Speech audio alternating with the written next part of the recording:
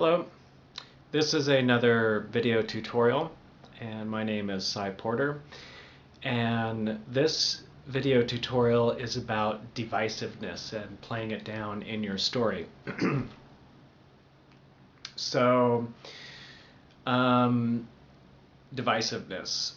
This is a gun. I am putting this gun on this mantle here.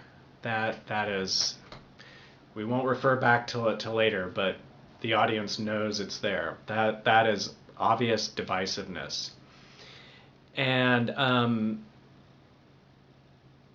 there are, I don't know, you need to be divisive in stories. You need to set the story up, and ultimately an entire story is contrived. You contrived it. You made it up. An important thing to try to do is to downplay the divisiveness. So, if I'm reading a story and, characters are running through woods and they see a bear trap and they're like, oh, the woods is full of these bear traps. That's divisive. Now, the point is not to get rid of divisiveness. Divisiveness is going to operate throughout the story. And it's just a matter of needing to set up certain things in a story, because in a lot of ways, a good story is kind of like that row of dominoes. You want to set up all the dominoes so that then you can go and tap the one at the end, and it's going to create that chain reaction that is going to be the conclusion. So that makes for a good story. So, take a little time and get creative with the areas of your story that you recognize as being divisive. The more that you can downplay the divisiveness, the more the better the story is going to be, the more that it's going to entertain and enthrall people. So try to iron all that divisiveness out of it. Try to, disguise it and, put plaster over it and tuck it away and make it seem like, you're not setting it up for later scenes. This is all just part of la-di-da, telling a story. And so that's a very useful mode of writing to be into, is to go through and recognize what parts in your story, really, stand out as being very divisive, and try to think what are some ways that you can change the story around a little bit to make that so it, isn't so obvious. And you're not trying to get rid of divisiveness. If there are parts of it that are divisive, that is totally okay. And but it's a great mode to be in to try to downplay the divisiveness as much as possible. And you can think of different creative ways of doing that. You can try to find ways, and this can bring in, some of the more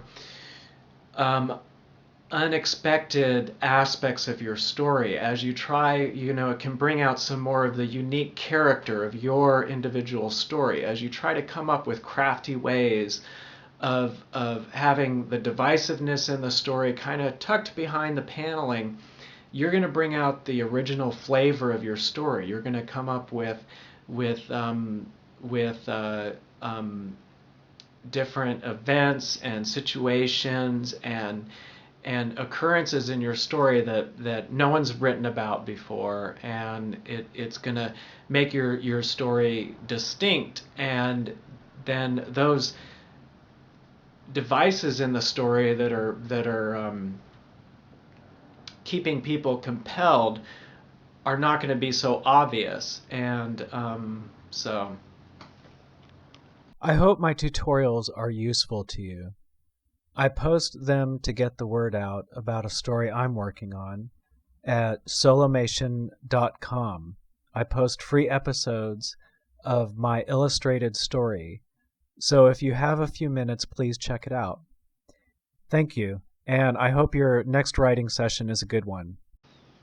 So one thing you're going to want to do. Now, if you're going to have, so and so shot, don't place the gun on the mantelpiece, 3 dialogue lines before that happened. You might want to, have the gun placed on the mantle in the previous chapter or act of the play. Just put a little distance between the placing of the device and the using of the device. So if one of the main devices you're using in your story is that your protagonist is in a hostile situation, the more that you can have a reason for that being a hostile situation, the less divisive it will come across as. So I'm not saying that you need to give the full explanation of why your protagonist is in a hostile situation, but that the more that you can back it up and kind of, look at, understand the reality, the fictional reality that you're placing your protagonist in. I mean, has anyone ever watched a nature show and watched the lion running down the gazelle, and eating it and all of that, and said, "Oh, that's a bunch of gratuitous violence"? I've never heard anyone say that.